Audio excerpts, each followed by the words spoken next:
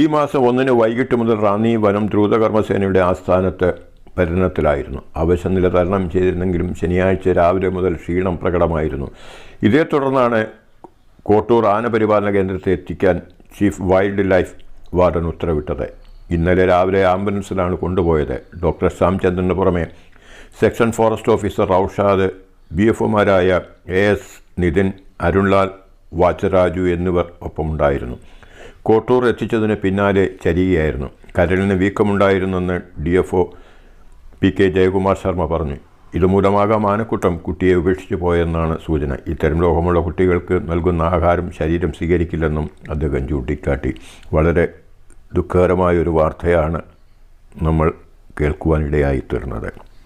ഈ വീഡിയോ ഇഷ്ടപ്പെട്ടെങ്കിൽ ലൈക്ക് ചെയ്യുക, ഷെയർ ചെയ്യുക, സബ്സ്ക്രൈബ് ചെയ്യുക. നിങ്ങളുടെ വിലയേറിയ അഭിപ്രായങ്ങൾ രേഖപ്പെടുത്തുക. നന്ദി.